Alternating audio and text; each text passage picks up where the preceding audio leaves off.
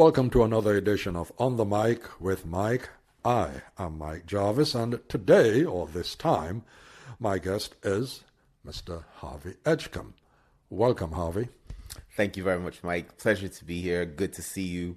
Thank you very much for all the work you're doing.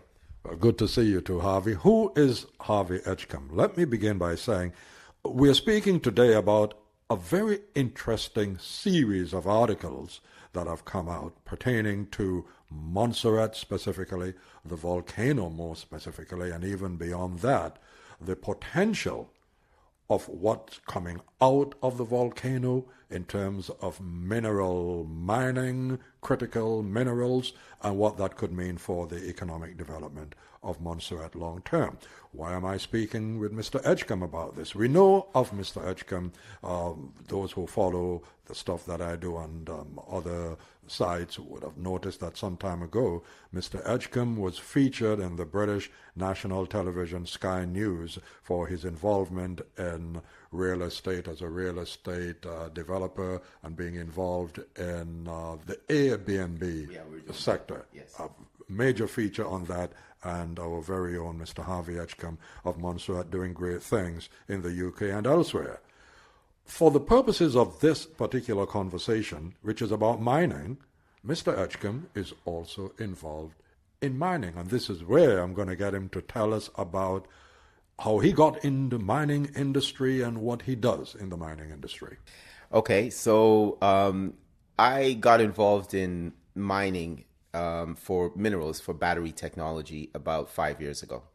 And I got involved because the investors that were setting up the company were based in Europe, and some of them were friends of mine, some of them were clients, and the company was, or the actual minerals themselves were located in Canada, in Quebec.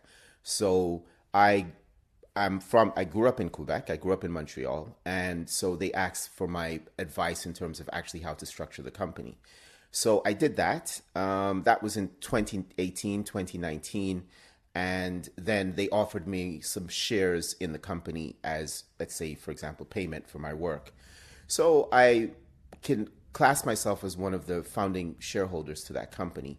And I stayed with them, and I've been continuously working with them since that time. And we have, since that time, we went public. So now we're listed and we're traded on the stock market in Toronto.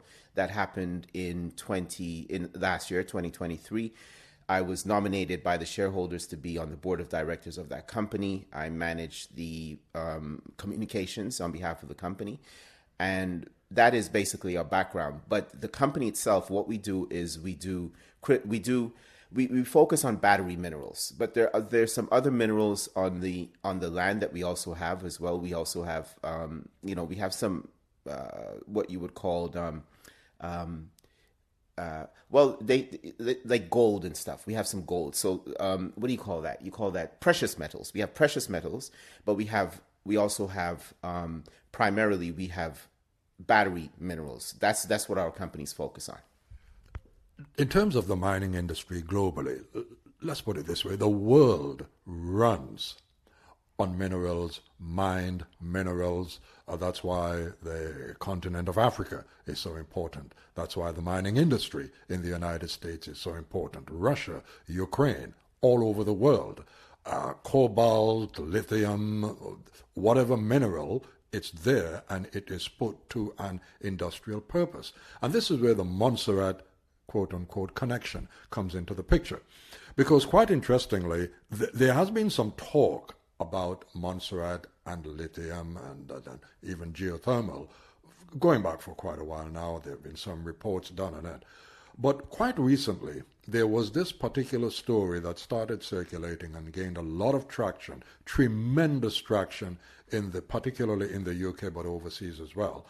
And when that happens, when the major, highly respected UK newspapers, The Guardian, The Times, The Independent, even the Metro, CTAM, when they all pick up on this story, and I have an idea of how editorial decisions are made, you know that there's something major going on here. And in the midst of that is Montserrat. before I get into some more detail about what these researchers are talking about, give us your perspective on how significant even this kind of exposure is for Montserrat to be mentioned in the middle of this type of publicity. Okay, so for myself, I mean, obviously there's two perspectives, maybe three, that I look at it from the perspective of a Montserratian. It is unbelievable. From the perspective of somebody that works in the mining industry, it is also unbelievable. And from somebody who is, I would call myself a bit of pro the environment, it is also unbelievable. So on three levels, to me, everything is just, it's absolutely unbelievable. And, as you mentioned about seeing the traction in the news media, there's obviously a lot of other people that are thinking that this is unbelievable as well. So yeah, that's how I feel. And also taking into consideration the people who read these newspapers. Yes, they're general circulation, but particularly people involved in industry, the captains of industry, the lobbyists, the political leaders. These are the papers we know that they read. And if I'm not mistaken, I think there was something in the Financial Times as well pertaining to this. Yes. So let me just give an idea of what we are talking about pertaining to this particular news story. I'm quoting from The Guardian. I haven't read news in a while, so forgive me. Researchers in the United Kingdom are looking to a Caribbean volcano to provide answers about where metals vital for batteries and electric cars can be found and how power can be generated from its heat. I'll skip one paragraph and go on down a bit further. It says, researchers at the Oxford Martin Programme on Rethinking Natural Resources, bear that in mind, Rethinking Natural Resources, part of the University of Oxford, are looking at the volcano on the Caribbean island of Montserrat. I like to do these things with statements and then questions. Questions. Why are they looking at Montserrat? They are digging in the ground around the volcano to analyze the geofluids in the hope of creating a blueprint that can be applied to sites across the world. So, in a sense, Montserrat is being used as a lab for that purpose. Professor Jonathan Blundy from the program told the PA, that's the Press Association news agency, we are using Montserrat as an example, as a blueprint, and we'll understand more about what we can do in Montserrat, but also what we can do in other places. And then it goes on to state something that I find particularly interesting pertaining to this, where they're saying that what they're doing now, given that it is experimental, and that's where all of these things start, may take about another 3 or so years for them to finalize or complete their research. But in the meantime, industry is particularly concerned about this because these are people who are highly respected in academia and also highly respected as far as the mining industry is concerned. Another quote, Professor Pyle said that one day it might be possible to apply the findings of Montserrat to discover untapped resources even in the United Kingdom. Yes. So Montserrat is at the heart of this. Yes. How does Montserrat benefit from this? Well, the obvious answer is that Montserrat benefits from this economically. I would sort of backtrack a little bit because from my understanding, in order to look at the mining, like how people actually mine minerals today, like how we dig minerals out of the ground. We go, we find a site, we do some geological work like what they have done.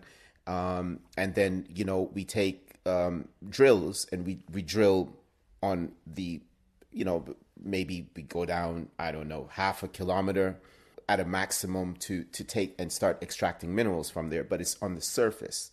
What they're talking about is going down maybe 2, 3, 4 kilometers into the crust of the earth, then, so to speak, where the volcanic magma is, and extracting minerals from there.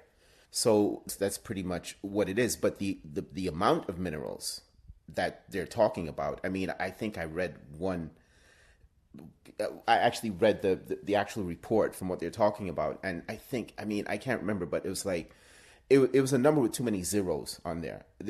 And they're saying like per kilometer, per square kilometer, the amount of copper that they found as one of the base metals that they were looking at was copper, and it's just like, well, we estimate number with a lot of zeros behind it in a square kilometer. And if you think of the size of the volcano or the volcanic area in Montserrat, and actually throughout the island, because in fairness, the magma is beneath the surface. Like I remember hearing about, I think it's called out in the north of the island, like those mountains over by Rendezvous, those are also volcanic mountains as well. That's Silver Hills. Silver Hills, exactly. So in Silver Hills, there's potential for more minerals there as well. I mean, there's a lot to take into consideration here. Is it that one of the advantages that Montserrat has is that Montserrat itself and the volcano are so accessible compared to other volcanoes where they are like way out in the forest or it's just difficult to get to? But Montserrat, despite the other conversation about access, this aspect of Montserrat is very, very accessible.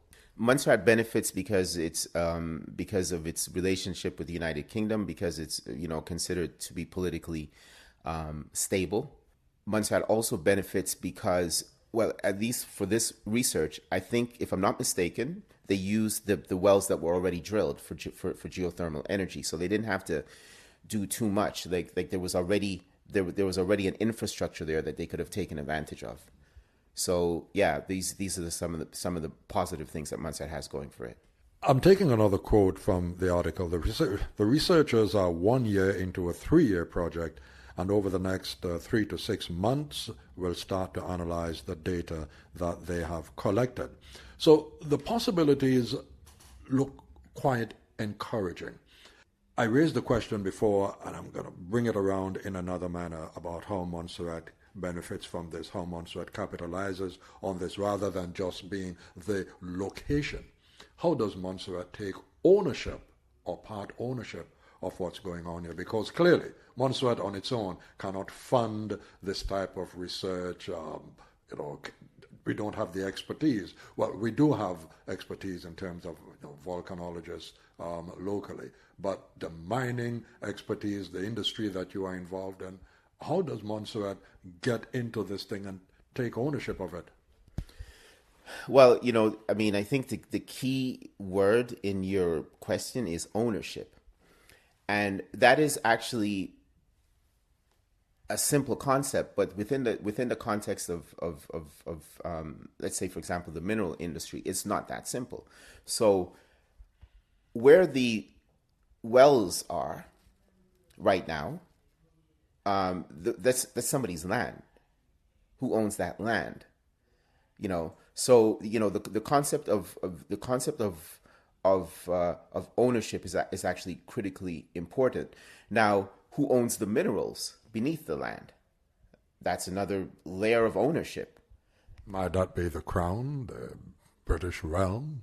Usually it is. But, I mean, in order to access that, you have to go on somebody's land. So, the concept of ownership, and then what role does the government play in that as well? The local government, the UK government being a, sovereign. These are things that sort of need to be ironed out. Probably if I was in a position of, leadership or authority on this matter, I would start thinking about this right now. Shall we say you are in a position of influence? We can say that. I don't know how much influence, but yeah, we can say that. When we look at the mining industry globally, when we look at what's happening in Canada, when we look at Australia, the UK, the former coal mining, we know what's been happening with fracking, the debate surrounding that, the politics involved, the regulations involved, looking at the Far East, looking at Russia, looking at Ukraine, looking at Africa. In the Caribbean, looking at Trinidad and Tobago, looking at Jamaica, the bauxite industry, etc. These are significant contributors to the economies of all of these countries and these areas that we're talking about. But regulation is a key, and having agencies that advise the government or sit within the government and direct how these industries are regulated and how the country benefits. In terms of Montserrat, we're not even out of the starting gate on that yet, but even at this early stage, is it time for Montserrat to start thinking seriously about these sorts of things, and then what do we need to put in place? Yeah, is the short answer. I would like to maybe expand a little bit on what you're talking about, because in fairness, I also see the United Kingdom as not having that together. The UK government doesn't have that. And you can compare the UK government, like this book here that I've brought with me today for you, is the Critical Mineral Strategy for the EU. The United States has a very detailed critical mineral strategy. Canada does as well. And obviously China and those places, they have whatever they're doing, they're doing, and it's very well developed. As a matter of fact, the critical minerals strategy, the strategic concepts have come out on the back of China actually dominating like literally 100% of that market globally. And all of a sudden, the United States has woken up to, hey, wait a minute, they control all the minerals. Now, why are the minerals important? Why are the minerals called critical? There's a couple of things to take into consideration. A, artificial intelligence. So the forecast for the amount of energy that is to be consumed through artificial intelligence is anywhere between 6 to 10 times the amount of energy that we consume today globally. Now, we also have the problem, of course, we have climate change. We have carbon emissions, which is which is why we're working to try to achieve net zero. But we're trying to achieve net zero at a time when there's an explosive demand for energy. And that's why Montserrat that's why it's such a big deal. So we have artificial intelligence, we have the defense industries, we talk about the car industries, and of course cars are big, but that is driven by consumers, whether consumers start to pick it up. We also have robotics. Amazon today, quote unquote, employs more robots than it does people. And that's where the world is heading. And all this is based on critical minerals. So there's a significant global strategic significance to this in terms of intelligence, in terms of defense, and in terms of consumer items as well. Yeah. And somehow Montserrat finds itself in the middle of this conversation. Yeah. To take it one step further, so this research is happening at the moment. Indications are that what they are anticipating that they'll find at the end of their research, that about 50% of that is already established. Am I correct? I think I would say even more than 50%. The question is, now you have to quantify. I mean, it's, that you cannot necessarily do. You can't quantify the amount of, the potential for how much minerals are there, because it would, it's a bit of a gold rush, in fairness, right now. Well, it will be a gold rush on that tiny little island that nobody pays much attention to. It will happen. There's another problem that we have as well, because, for mining, how we use and the technology that we're using today is on the surface. Now, we're talking about extracting minerals from magma or liquid. So you're extracting from geofluids, and the temperature in the geofluids are between 500 to maybe 1,000 degrees Celsius. You put a drill down there and the drill melts. So the technology to start doing that needs to be developed as well. But that will happen, because where there's a will, there's a way. And because the demand is so great, I suspect, I don't know, when they talk about they need another 2 to 3 years, I suspect what they're saying is that they need another two to 3 years to figure out how we're going to actually start extracting the minerals. Does this bring us to the case, I mentioned it before, and I'm glad that you brought China into the picture, because China is the major global player in terms of critical minerals within China, but also accessing critical minerals elsewhere, particularly in many of the African countries. So how does Montserrat then position itself at this juncture to be on top of this possibility, which seems to be actually more than a possibility? There's every indication that something positive is going to come out of it. So in terms of the investment potential, the business development, and what it means for the island, for the society, how do we position ourselves? What do we need to put in place? Well, okay, so a very significant component of the mining industry from a financial perspective these days is ESG, environment, sustainability and governance, ESG. So we have to have strong ESG credentials.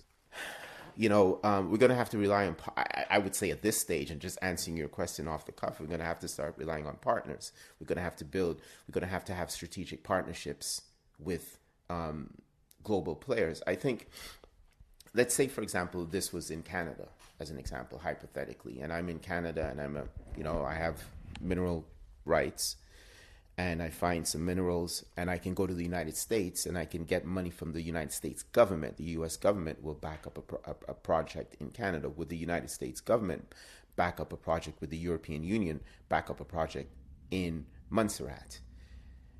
I don't have the answer to that question. I really don't know, but they're actually doing it right now. Like the United States government, yeah, you mentioned China in Africa, but the United States government is also trying to counter that by heavily investing in African mineral projects at this particular moment in time.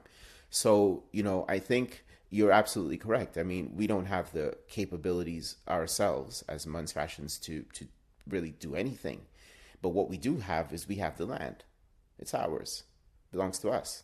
Do we need a specialized unit, government department, government ministry, agency, something like, I don't know, Montserrat, a new version of a Montserrat Development Corporation or something along that line to be the local face and the representative face of Montserrat surrounding this new industry now that seems to be, I like using the word groundbreaking, because literally speaking, there's literal groundbreaking, but also in a metaphorical sense and in a real sense as well. It is groundbreaking.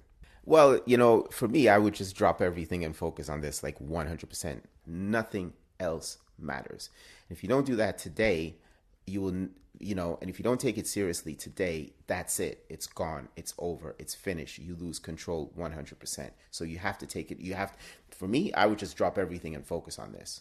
But in terms of losing control, I mean, Montserrat is still a British overseas territory. So wouldn't the British government be very much involved in this and might possibly in this type of situation, as you're mentioning it there, take control of it? Well, here's the thing, right? I don't mean that in a particularly negative way. I'm just saying that we lack the expertise, we lack the organization, but we have the product. I think this is a good opportunity for Montserrat to assist the UK government, not the other way around. So are you saying then that Montserrat could be a critical player in the evolution, to put it that way, of the UK's critical mineral strategy? Correct. That's what I'm saying. Is Montserrat ready for that? Is Montserrat thinking about that? Well, I hope they start. I really do, honestly. I hope they start. Because I haven't heard, and I don't know if anyone else has, but I haven't heard any, even a response or anything suggesting an involvement of Montserrat, meaning the government of Montserrat, in this ongoing process or having a voice in it. I'm just hearing, well, this is what the researchers have been doing. I mean, there are so many researchers who have researched so many things in Montserrat, and it's as if Montserrat is just this massive lab in terms of volcanology and post-volcanic eruption impact on the society, for everybody to come and do some research in Montserrat, do a thesis, get their credentials, get their PhDs, and you never hear anything from them again. Yeah. This one seems to be different. Yeah. Yeah, I mean, this is different on many levels, because even if you come in, you sort of can't leave. So like if you're coming in to, do research or do some studies, and you want to take advantage of it, you actually have to be there on the ground in order to take advantage of it. I'm going to throw something into the mix that you probably might not have anticipated.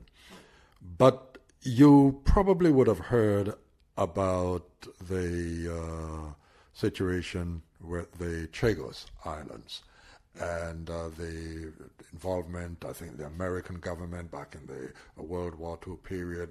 The people were relocated because they needed to use it for whatever practicing or preparatory work regarding the war. I think the same thing happened in Puerto Rico, in one of the islands on Puerto Rico, where they were using it for bomb practicing, and they had to get the people off, and it just became a big political thing. I think the situation with the Chagos Islands probably is just about to be resolved, but that's been going on for years. Sometimes you do hear people saying, the British are trying to get everybody off Montserrat. Does that come into the mix the way you might look at it in this situation? Why do they need to get everybody off the island in Montserrat when nobody in Montserrat seems to be really even? It's not even an issue. It's like, okay, so we're here. We have dirt on the ground. Why are we even stressed about it? Because it's not bothering us from doing this interview. Like, people will come in and do what they have to do, and you just sit there and what are you doing? Like, you don't even try to find out what it is that they're doing. You just sit there. You just sit back. So you're not even a thought, because you don't actually try to involve yourself with what's happening, and so they can just ignore you. They don't have to kick you out the island. I mean, if they would probably want to, for example, if they were really sinister people, they would want to kick you off the island if you were kicking up some steam, but you're not doing anything. Like, that's how it feels to me. Okay, but going forward, how significant is this for any present government or any future government of Montserrat to be 100% across, however this thing turns out? I mean, this sounds to me like it needs to be a policy, a significant, even a dominant policy matter. Yeah, I mean, I would agree with that. Obviously, the policies of the government has to be focused on the people, right? And the people's needs have to be taken advantage of. The health of the people, the education, these types of things. Montserrat has problems with just electricity, stuff like that. These types of things need to be prioritized, I believe. But you have to also give this equal weight as well, so that people can start taking you seriously. You mentioned some of the challenges that Montserrat has at the moment. If this thing pans out the way it is anticipated now, that it more than may pan out, that it's highly likely to pan out, could this possibly solve, if not all, a lot of Montserrat's problems? There's the geothermal element, there's the lithium element, you mentioned the copper and whatever else they're likely to find in these geofluids. Montserrat potentially power itself in terms of electricity and power itself economically as a result of this, potentially. Well, so let me throw a question back to you and ask you, what are the problems? What are the problems we're trying to solve? Power, electricity supply, keeping the economy in a good way, the health service, but the health service requires a hospital to keep the hospital running. You require electricity. You need to have an export market for whatever you produce locally. If you're talking about producing materials locally, critical minerals, that's part of it. Am I on the same track with you? Yeah, I mean, okay, so I'm going to use the comparison to Guyana. So when Guyana signed its agreement with two private companies to drill oil, And, Guyana is getting paid like, I don't know, 100 million or something. And it sounds like a lot. But the price of oil, the value of Guyanese oil today, they sold themselves short. But at the time when they signed that agreement, it sounds like, oh my God, this is so much money. But the reality is that if Guyana is getting paid 100 million, something like that, every year, or maybe less, I can't remember. I think they get a royalty as well. And the numbers sound big, but this company's probably extracting $100 million worth of petroleum or fossil fuels every month. So what you're getting in 10 years, they're getting like, they just pay you back and pay you back. That's what I'm saying is like, sometimes we sell ourselves too short, because we're not looking at the value. In fairness, I'm going to start with, I'll say $1 trillion for Montserrat in terms of the net value of the potential for minerals there. And I'm serious about that. I would say anywhere between 500 billion to $1 trillion over the period of, let's say, 50 to 100 years. I think the average person in Montserrat will say, well, you're talking some Johnny Mac Brown figures there. But you're talking real figures. Because even in the numbers you quoted regarding Guyana, Guyana is still the fastest growing economy. Yeah. Not just in the Caribbean. Yeah. In the Americas. Yes. Globally as well. It's getting up there. One of the recent reports I've seen, it's actually getting up there. Yeah. So the possibilities for Montserrat could be tremendous from this, but I'm trying to summarize what you're saying is that we need to get across this. However it pans out, there's something going on, and Montserrat needs to be across it. Yeah, I think to summarize what I'm trying to say is don't sell yourself short. I'm saying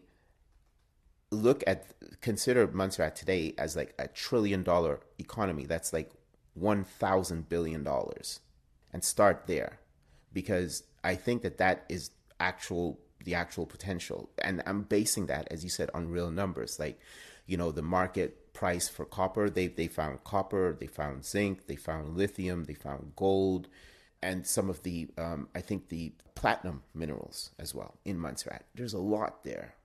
There really is a lot. And these, and we need that, like the world needs it. And I mentioned to you earlier that, the demand just from artificial intelligence alone is estimated at anywhere between 6 to 10 times the amount of energy that we use on a global scale today. The researchers have said that it'll take them about another 3 years to finalize their reports and, come up with something conclusive. It raises the question. Researchers do what they do, academics do what they do, people involved in exploratory mining and drilling, they do what they do. But that is an investment.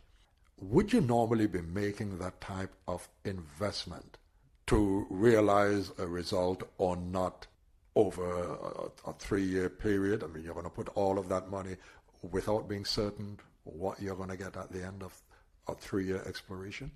Well, I mean, if it was a private company that was doing it, I would say, you would private companies, we do exploration, we lose money on exploration all the time.